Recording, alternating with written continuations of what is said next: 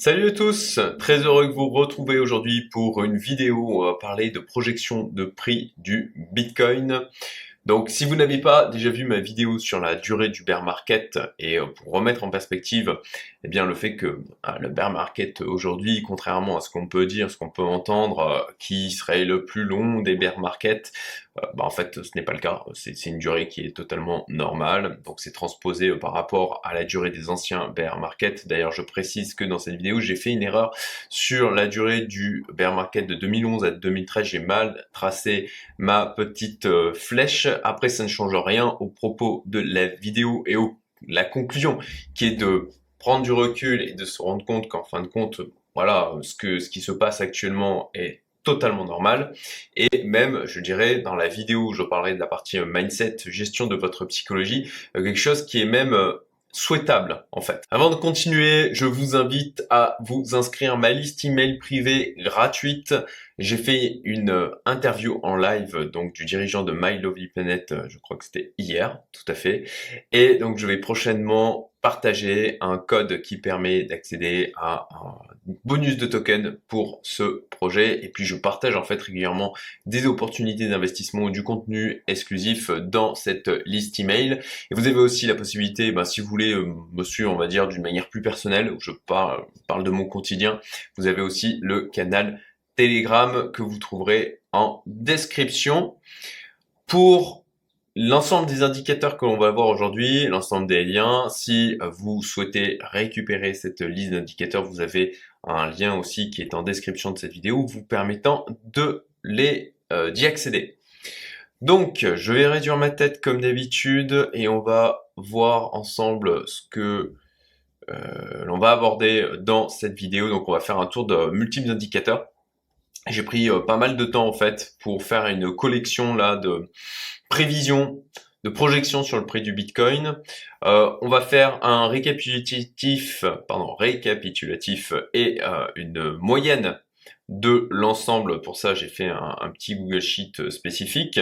Je vous dirai ce que j'en pense et puis je vous renverrai vers d'autres vidéos associées à la thématique d'aujourd'hui. Alors l'objectif de cette vidéo, c'est d'avoir une projection psychologique des investisseurs. Voilà, de voir par rapport à l'ensemble, qu'est-ce que les gens, vers quoi ils se projettent en termes de prix. Et donc c'est pour ça qu'il y a à la fois des projections qui de la part, je dirais, d'influenceurs crypto assez reconnus, notamment en l'occurrence provenant là du monde anglophone, et aussi des indicateurs, je dirais, factuels entre guillemets, on peut toujours débattre de la manière dont ils ont été construits, mais qui viennent nourrir en fait le narratif. L'objectif c'est aussi de maximiser la probabilité de faire une projection réaliste de notre espérance de gain. Je vous le rappelle, l'objectif c'est qu'on vienne prendre un morceau de viande sur le mammouth, pas de laisser de le bouffer en entier, parce que le mammouth est beaucoup plus gros que nous et est capable de nous écraser, et le marché, c'est un énorme mammouth. Donc, voilà, c'est d'essayer de se positionner, nous, d'avoir une stratégie claire, d'avoir une stratégie de sortie, ultra important, et d'avoir une projection de gains potentiels qui soit réaliste. D'accord. Il faut pas qu'on vienne se positionner aujourd'hui sur le Bitcoin en disant je fais faire un x100 dans les 3-4 ans qui viennent. Ce n'est pas quelque chose de réaliste. Donc voilà, nous c'est ce qu'on fait ici sur cette chaîne, c'est d'être pragmatique, réaliste et d'augmenter au maximum notre probabilité de générer des gains substantiels. S'habituer aussi aux chiffres. Voilà, le fait de poser des chiffres en termes d'objectifs de prix pour le Bitcoin. De transposer ça à notre wallet et à notre stratégie d'accumulation, ça permet de faire donc des projections en termes de gains potentiels, de s'habituer à ce chiffre-là et que ça soit moins perturbant et que ça génère aussi moins d'euphorie ou même de peur lorsque ça se produit, parce que ces émotions-là vont nous amener à prendre des décisions irrationnelles. Donc ce ne sont pas les seuls éléments, c'est un des éléments nous permettant de construire notre psychologie, notre gestion émotionnelle pour le moment où ça se produira, pour sortir au mieux et prendre une décision qui soit aussi éclairée que possible et surtout réaliser des gains, puisque des gens qui sont en plus-value latente, qui ne réalisent pas leurs gains et qui ensuite n'ont plus que leurs yeux pour pleurer, il y en a des tas. Donc l'objectif c'est de ne pas faire partie de cela. Allez, Premier indicateur que l'on va regarder, c'est quelque chose qui est assez connu dans le monde de la crypto, le fameux stock to flow, qui est en fait une projection du prix du Bitcoin en se basant sur le nombre de nouveaux Bitcoins qui viennent en circulation. Donc c'est directement corrélé aux événements de halving. On ne va pas rentrer dans le détail dans cette vidéo de qu'est-ce que c'est le halving, de qu'est-ce qu'il y a exactement derrière chaque indicateur. Ce n'est pas l'objectif. Moi, j'interviens en tant qu'investisseur qui investit sur une multiple classe d'actifs et je n'ai pas la possibilité, je suis vraiment dans l'approche 20-80, 20% d'efforts pour 80% des résultats.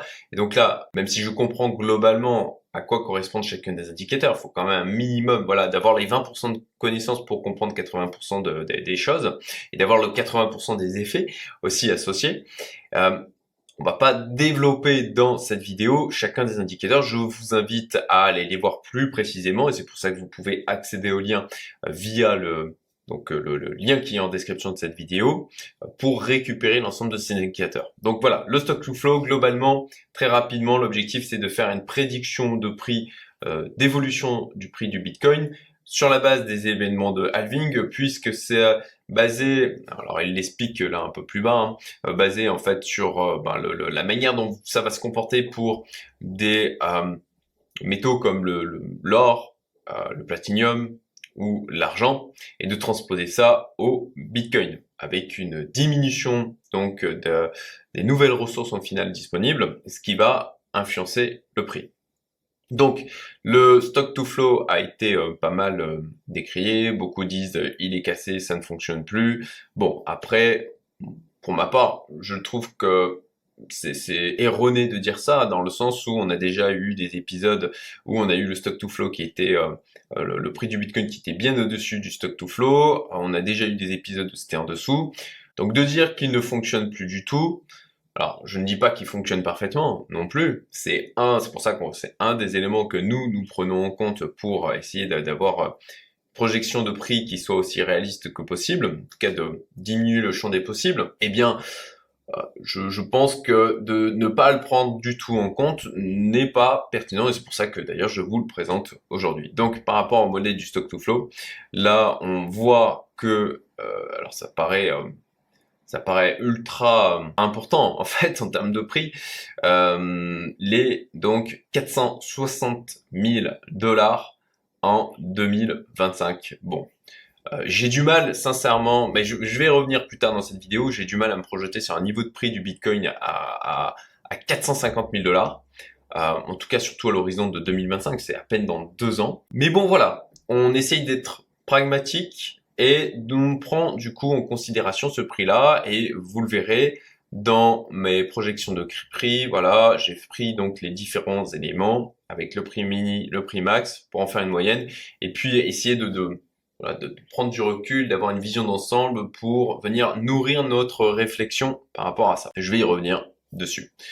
Donc voilà, au niveau du stock to flow, nous avons aussi le Rainbow Chart que l'on retrouve là. Et donc, alors, sur ce Rainbow Chart qui est là, donc, version 2, il y a eu une première version qui existait, qui a été revue et corrigée, voilà, qui nous donnerait aujourd'hui, en fait, en 2023, au final, vous voyez, on aurait un Bitcoin, là on a un Bitcoin, en fin de compte le graphique est sur le bas du Rainbow Chart, mais pour autant, on reste au final dedans. Alors savoir, il faut quand même préciser qu'effectivement, sauf erreur de ma part, sur Rainbow Chart, c'est aussi dessiné en fonction du prix qui est, la manière dont le Bitcoin est pricé, donc à prendre avec des pincettes. Néanmoins, dans sa version 2, avec l'événement de halving que l'on aura l'année prochaine,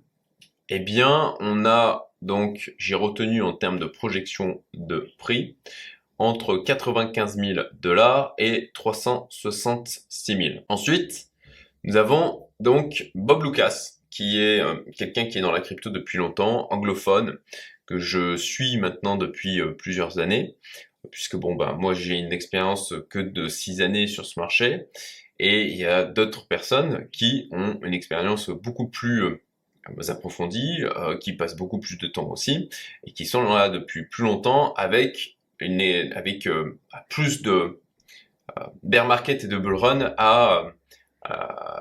pour venir nourrir en fait leur expérience. Donc voilà, Bob Loukas, c'est quelqu'un que en l'occurrence j'écoute, et donc dans une de ses vidéos qui est toute récente d'ailleurs, 8 septembre 2023, eh bien il a donc lui dessiné, je dirais, deux carrés avec deux projections en termes de démarrage de bull run, un plus sur 2024 et un autre plutôt sur 2025. Moi, j'ai tendance plutôt à penser que on aura un nouveau pic au niveau du prix du Bitcoin plutôt en 2025, puisque beaucoup de gens parlaient de 2024. Après, c'est en train de s'atténuer. Il y a de plus en plus de gens qui parlent de 2025, compte tenu aussi de l'année 2023 que l'on a avec un gros range et en fin de compte une grosse période d'accumulation, ce qui est plutôt bon signe, hein. Je vais revenir un peu plus tard.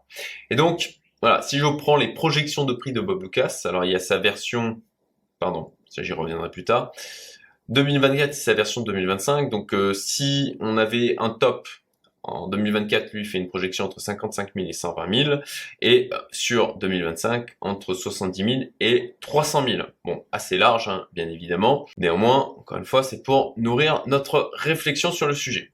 Ensuite, voici une projection utilisant donc... alors, c'est quelque chose que je ne maîtrise pas, hein, pour être sincère.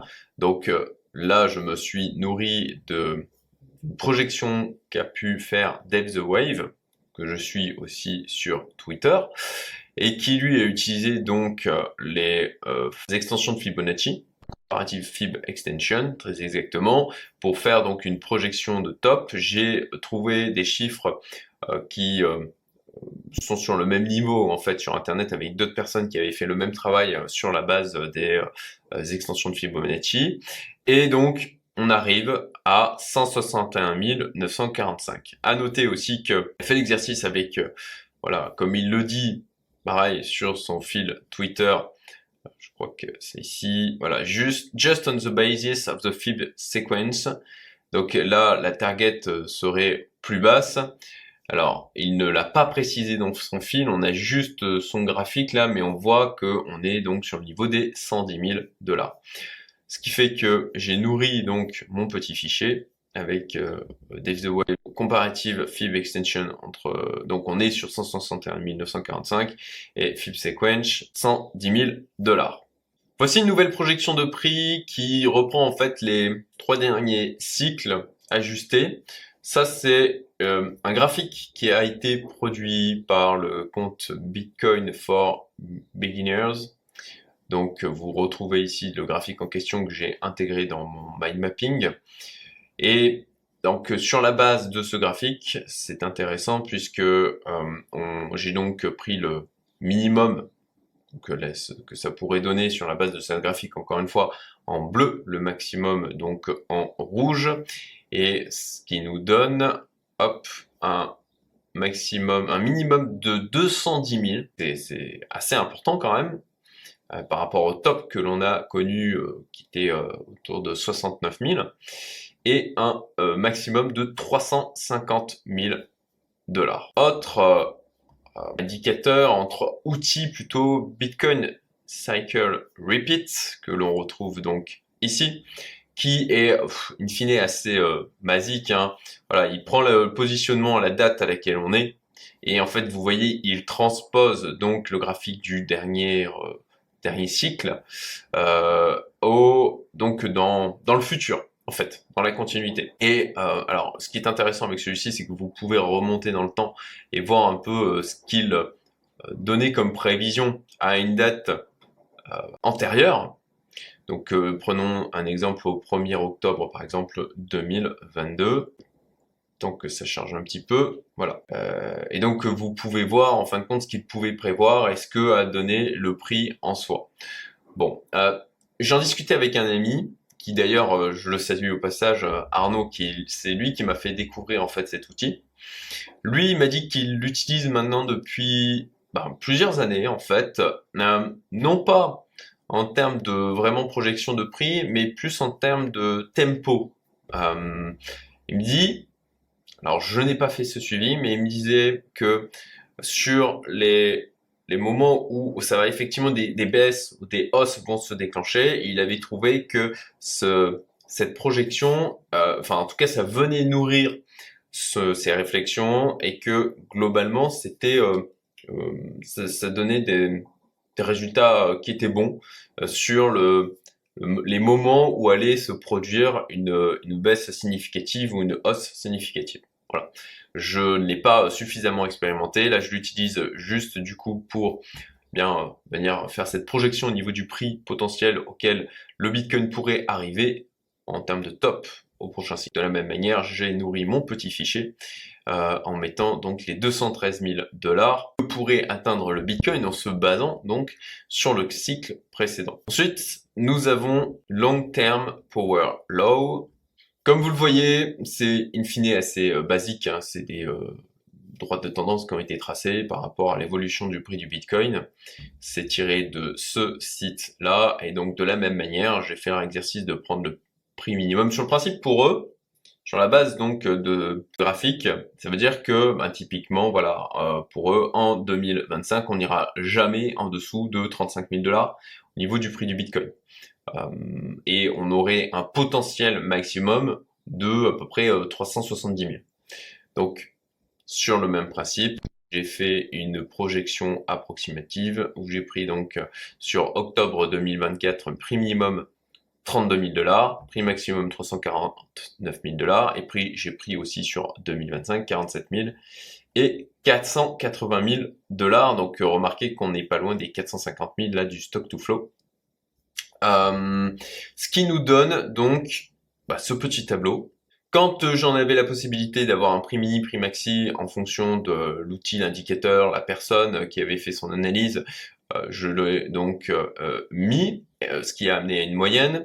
J'ai pris ensuite la totalité de la somme, j'ai divisé par le nombre d'indicateurs que j'ai, en l'occurrence 10, ce qui nous amène à 217 194 $. Alors, qu'est-ce que je pense de ça? J'ai sincèrement du mal à imaginer qu'on puisse atteindre un prix pareil aujourd'hui. Pourquoi? Voilà donc le Bitcoin pricé en dollars. Et j'ai tracé donc vous voyez, des projections, enfin comment on appelle ça? Price range. Donc pour avoir le facteur d'augmentation en pourcentage sur le top que ça va atteindre lors d'un précédent cycle et le top que ça atteint sur le nouveau cycle. Donc on était sur une hausse de 3947% sur Bull Run en fin de compte de 2013 par rapport au top de 2011. Ensuite, par rapport à 2014 versus 2017, nous avons eu donc une hausse de 1517%. Puis, entre le top de 2017 et le top que nous avons eu en novembre 2021, une hausse de 246%. Et on remarque bien que l'on a donc une diminution de l'augmentation du prix du Bitcoin à chaque cycle. Et typiquement, les modèles que l'on a pu voir où on a une bête projection, alors oui, je dis bête, j'espère que, enfin, en tout cas, je juge ça pas forcément pertinent pour ma part, qui est de dire, ok, on transpose le précédent cycle et juste on le transpose au prochain. Ça me semble un petit peu limité en termes de réflexion, et c'est pour ça que un prix de 217 000 $, au niveau du Bitcoin, ce qui nous amènerait donc à une hausse par rapport au précédent top 224%, donc quelque chose qui serait juste un peu en dessous des 246% du précédent cycle, pardon. J'ai sincèrement du mal à imaginer qu'on puisse reproduire une telle hausse et qu'elle soit similaire au précédent cycle. On voit qu'on est plutôt dans une diminution des facteurs multiplicateurs du prix du Bitcoin. Pour ma part, je trouve que déjà d'arriver à un x2, ça serait déjà très beau. Ça nous amènerait autour des 134 000 $. Néanmoins, on a eu quand même à chaque fois des diminutions. Voilà, ça voudrait dire qu'on aurait une diminution en termes de pourcentage d'à peu près donc une division de 2,5 de la précédente hausse. Je me dis qu'ok, c'est possible. Et d'ailleurs, c'est pas très loin en fait de la projection minimale que l'on a dans l'ensemble de ces chiffres qui est de 110 000 $. Alors quand j'avais fait ma série de 3 vidéos où j'expliquais point par point l'ensemble de ma stratégie pour ce prochain bull run et ma stratégie donc d'accumulation pendant le cycle là, je m'étais dit qu'on pouvait potentiellement en fait avoir un démarrage du bull run en 2023 plutôt que ce que tout le monde laisse compter avec plutôt des gens qui parlaient de 2024. Donc je me disais ok, pour surprendre un maximum de monde et mettre sur le carreau pas mal de gens, on pouvait avoir soit un bear market rally, soit un nouveau démarrage du bull run beaucoup plus tôt que ce qu'on pouvait l'escompter. Il me semble là la probabilité d'avoir quelque chose dans ce genre aujourd'hui en 2023, je l'ai écarté en termes de scénario. Néanmoins, voilà, je ne suis sûr de rien et c'est pour ça que je suis quand même exposé au niveau de la crypto et d'ailleurs je l'ai évoqué dans la vidéo où je parle de la répartition de mon patrimoine. Je suis exposé mais ça reste assez faible hein, puisque ça représente, si je me souviens bien, 3,64% de mon patrimoine global. C'est pour ça aussi que je suis toujours en période d'accumulation parce que je crois qu'on a encore du temps par rapport à ça. Et donc ma projection de prix au moment où j'avais fait cette série de 3 vidéos, que je vous invite à aller voir si vous ne les avez pas déjà découvertes, eh bien j'avais une target de Bitcoin à 90 000 $. Alors je sais, beaucoup visent plus, espérer un x10 par rapport au niveau auquel ils sont entrés actuellement. Il y en a beaucoup qui sont sur cette projection d'un x10.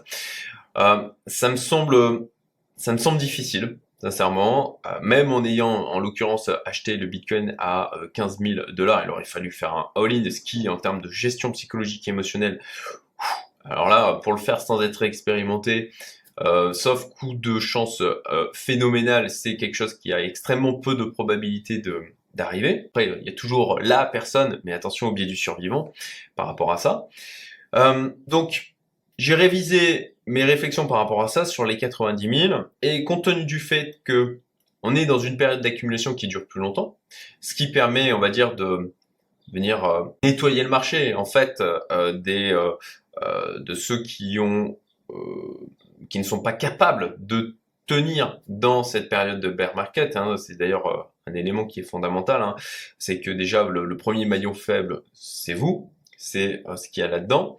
Et deuxièmement, plus la période actuelle, et c'est extrêmement positif de mon point de vue, pour justement nettoyer au maximum le marché et créer un socle aussi puissant que possible pour donner une impulsion du côté du Bitcoin. Donc plus longtemps ça dure cette période d'accumulation et plus on a de chances, de probabilité d'avoir un Bitcoin qui pousse. Je me suis donc permis, après avoir fait tout ce travail, en voyant quand même qu'on a des projections de prix qui étaient bien au-delà des 90 000 que moi j'évoquais. On a juste Bob Lucas, hein, remarqué, qui était donc avec un démarrage en 2024. Donc, si on prend la moyenne de son prix mini, prix maxi, il est à 87 500. Bon, comme quoi les 90 000, ce n'est pas complètement déconnant non plus. Néanmoins, je ne pense pas qu'on aura un top en 2024. Je suis plutôt sur une idée qu'on aura un top en 2025 aujourd'hui. Comme toujours, j'envisage le fait de me tromper. C'est pour ça que j'ai, en fonction des différents scénarios, en fait, je m'expose par rapport à ça. Très important. Et je me suis donc positionné sur une target à 110 000. Voilà. En termes de, alors, en dehors de la moyenne de Bob Lucas pour 2024, mais comme je disais, je me projette sur 2025. J'ai donc pris le minimum, 110 000, en disant que, partant du principe que j'estime déjà d'avoir un x2 et d'arriver à un x2 au niveau du prix du Bitcoin, ce serait déjà beau. Et en partant donc sur du 110 000, sachant que en plus de ça, comme je l'avais expliqué, moi, je mets ce que j'appelle un facteur d'erreur. J'avais appliqué le même principe lors du dernier bull run, et il était même avec le facteur d'erreur, où tout le monde avait une target à 100 000, mais je n'avais pas fait tout le travail que je viens de vous exposer là aujourd'hui, hein, de projection en termes de prix. Je n'étais peut-être pas aussi expérimenté. Bon, on n'avait même pas atteint. Moi, je me disais, ok, si tout le monde visite 200 000, je pense qu'on peut arriver à 80 000. On ne les a même pas atteints. Et ce qui, je dirais, m'a sauvé, c'est d'ailleurs ce que je suis en train de relater dans le livre que je suis en train d'écrire. Ce qui m'a sauvé, c'est à un moment donné de me poser et de me dire, ok, bah, je suis à 5% de ma target. Est-ce que l'élément, c'était un élément life changer pour moi, les gains qu'il y avait. Est-ce que ça vaut le coup de risquer ça pour 5% de plus? Voilà. Et le fait que, sincèrement, j'étais fatigué psychologiquement, et qui plus est, ça fait partie des éléments que je veux vous dire. Il y a des personnes que je suivais, notamment une personne en particulier, Cédric Froment, avait décidé de sortir. Je crois que c'était 2 semaines auparavant. Ce genre de choses, voilà, venait ont affecté ma prise de décision. Donc, écoutez, moi je suis sur une target là aujourd'hui. Je n'exclus pas une évolution en fonction de la manière dont avance le marché, en fonction aussi des éléments macroéconomiques. Potentiellement, je referai ce travail de projection sur le prix, éventuellement, ou en tout cas, je viendrai l'ajuster. Je suis sur une target, voilà, de plutôt 110 000 avec un facteur d'erreur donc de 0,8.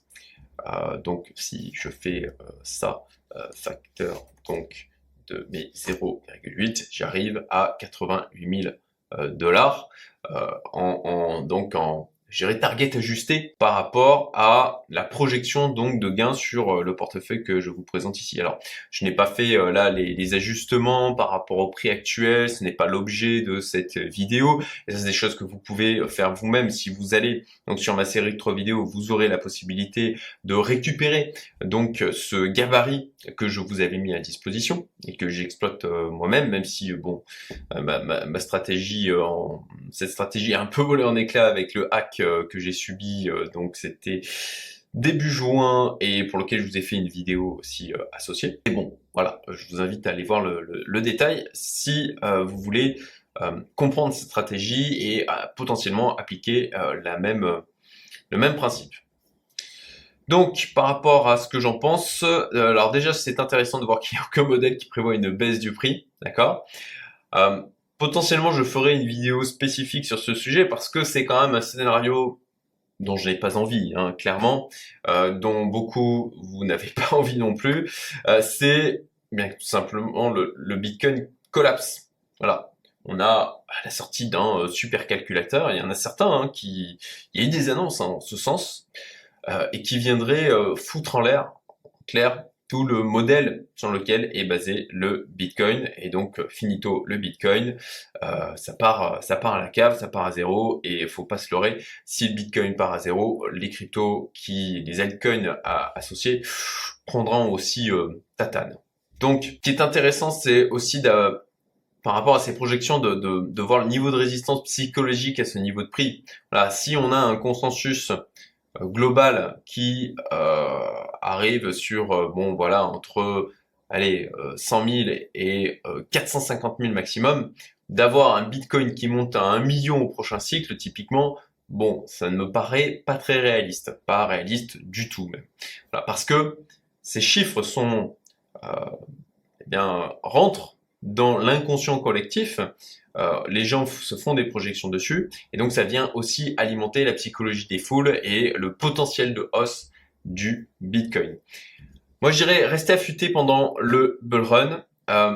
Si concrètement, c'est quelque chose qui va vraiment nourrir d'une manière substantielle votre enrichissement. Pour ma part, je n'écarte pas la possibilité à un moment donné d'y aller plus fort. Peut-être que je l'avais fait lors du dernier bull run, alors pas aussi fort que ce que je l'avais fait la dernière fois puisque j'avais foutu toutes mes liquidités, mais disons que de monter si j'ai un élément déclencheur, je me dis ok, j'ai aujourd'hui une probabilité très élevée, que j'estime très élevée, d'avoir un nouveau démarrage du Bitcoin, de monter à 10, voire vraiment maximum 15% de mon patrimoine, sachant que bon bah ça a un potentiel de pourquoi pas faire doubler l'ensemble du patrimoine juste en exposant 10 à 15% de celui-ci.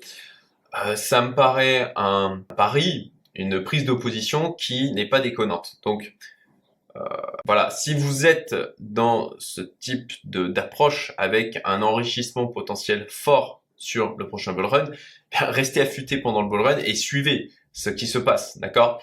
Il faut vous prévoir une routine par rapport à ça. Ensuite, je vous invite à suivre ceux qui sont plus expérimentés que vous, ceux qui ont eu déjà des succès lors des précédents bull run et qui, à l'idéal, en tout cas, moi c'est ce que je m'efforce de faire, qui ne sont pas successful que dans la crypto. Je pense que pour s'en sortir dans ce marché, il faut se nourrir pas juste du crypto world, mais aussi de connaissances sur les cycles de marché, la finance d'une manière générale, et puis aussi, encore une fois, je le redis souvent, sa psychologie, sa capacité à gérer ses émotions. Voilà, c'est la fin de cette vidéo. Je vous invite à aller voir donc cette vidéo qui faisait partie de la série de 3 vidéos que j'avais publiées pour donner ma stratégie d'accumulation avant ce qu'on espère provenir le prochain bull run, où je donnais d'autres indicateurs. Je vous la mets par ici. Et puis, si ça vous intéresse l'histoire de hack de mon wallet, puisque j'ai essayé de transmettre à travers cette expérience qui n'a pas été forcément agréable comme vous l'imaginez, bien écoutez, la prise de recul et la manière dont j'avais, pour ma part, géré ça, bien vous avez du coup la vidéo qui s'affiche ici. Excellente journée et à très bientôt.